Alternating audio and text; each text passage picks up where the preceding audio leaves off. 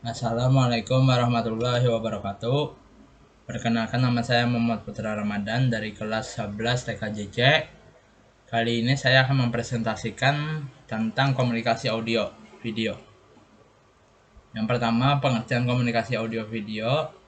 Komunikasi audio video atau komunikasi audio visual adalah proses atau hal yang disampaikan berupa informasi kepada orang lain yang berupa gambar atau visualisasi sekaligus pendengaran atau audio.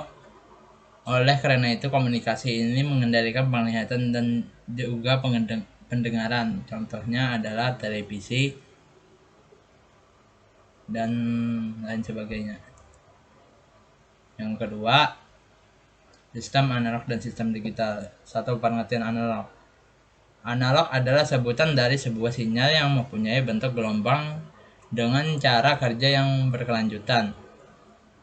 Sinyal analog membawa informasi data dengan mengubah karakteristik gelombang parameter. Parameter yang digunakan oleh sinyal analog menggunakan dua parameter, yaitu amplitude dan frekuensi. Umumnya, gelombang yang ada pada sinyal analog berbentuk gelombang sinus yang memiliki tiga variabel dasar, yaitu amplitude, frekuensi, dan fase. Yang kedua, pengertian digital. Digital adalah hasil dari pengembangan temuan dari analog. Sebelum adanya digital, kita sudah terlebih dahulu mengenal yang namanya analog. Bisa dibilang digital adalah bentuk modern dari analog. Dengan demikian, digital memiliki bentuk yang lebih maju.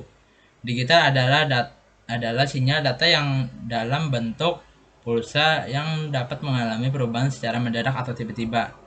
Dengan perubahan yang memiliki besaran 0 dan 1, Anda tidak salah lihat.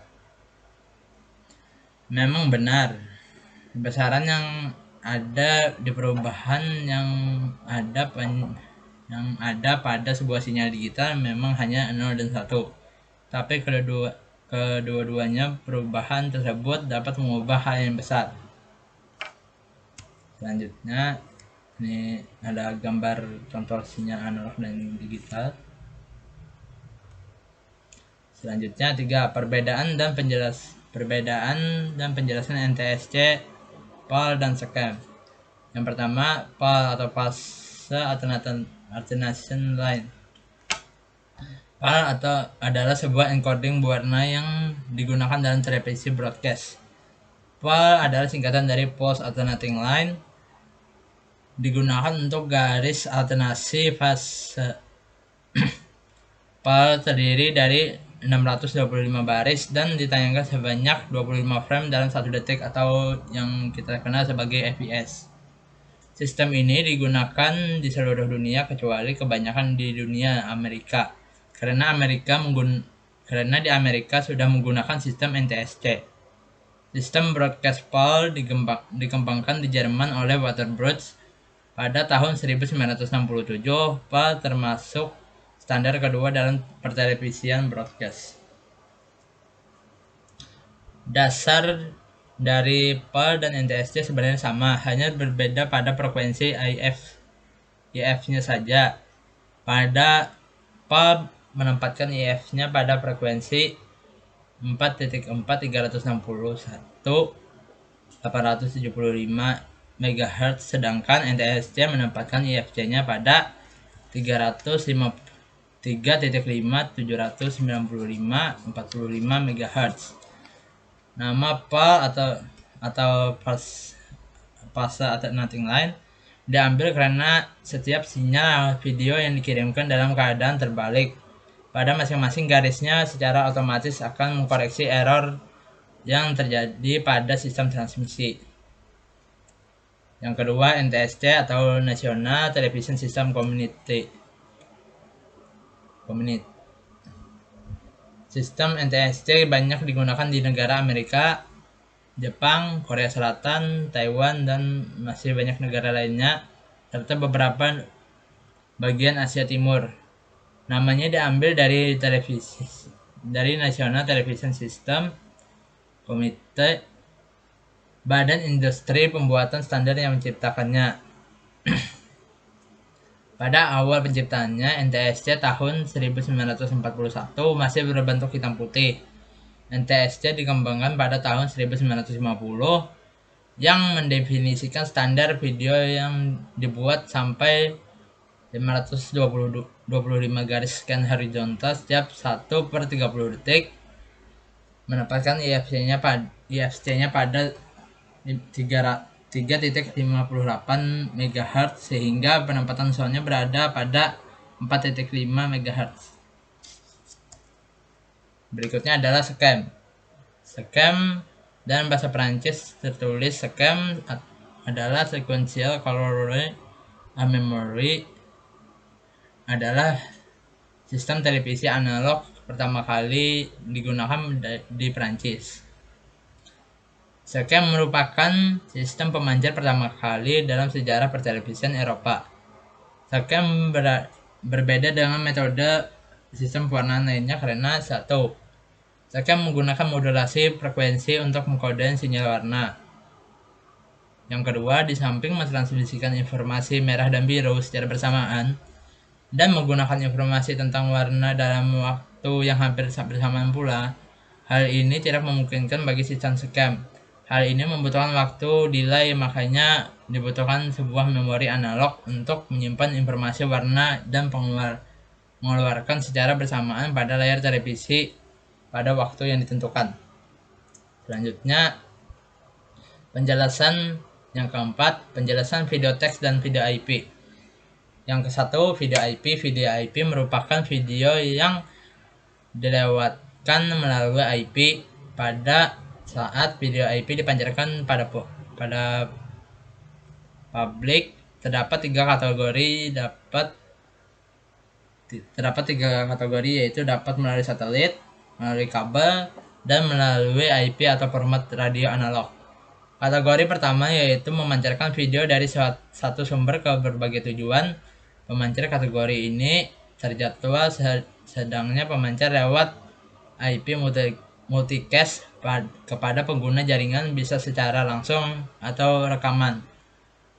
Kategori kedua yaitu video berdasarkan permintaan, misalnya hanya dalam satu pengguna yang ingin melihat transmisi file video yang disampaikan dalam IP unicast.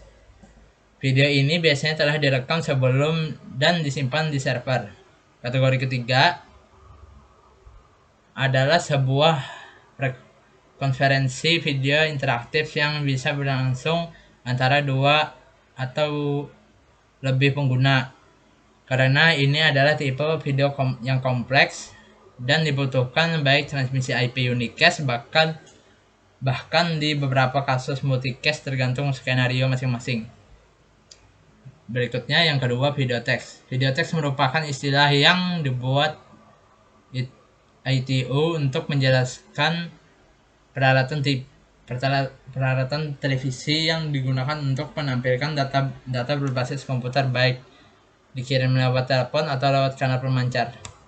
Selanjutnya, penjelasan tentang video out, video RAM, dan video IP.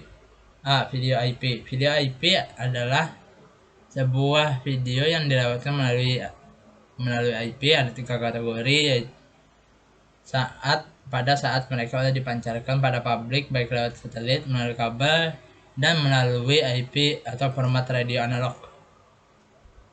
Berikut adalah tiga kategori dalam video IP. Kategori yang pertama adalah memancarkan video dari satu sumber ke berbagai tujuan. Pemancar seperti terjadwal, sedangkan pemancar lewat IP multicast yang berguna jaringan bisa secara langsung atau direkam. Kategori kedua adalah video berdasarkan peminat, sehingga hanya satu user saja yang melihat transmisi file video yang dapat disimpan dalam IP unicast. Video ini sebelumnya direkam dan disimpan dalam server, sehingga jika ada permintaan dalam video tersebut bisa diputar. Kategori ketiga adalah sebuah konferensi video interaktif yang bisa berlangsung antara dua pengguna atau lebih. Berikutnya, video out. Video out adalah sebuah fitur yang ada pada perangkat keras yang bisa menghubungkan kabel menghubungkan kamera ke video in-port pada televisi atau monitor dan menampilkan citra digital di layar video. Selanjutnya video. Selanjutnya yang ketiga, video RAM.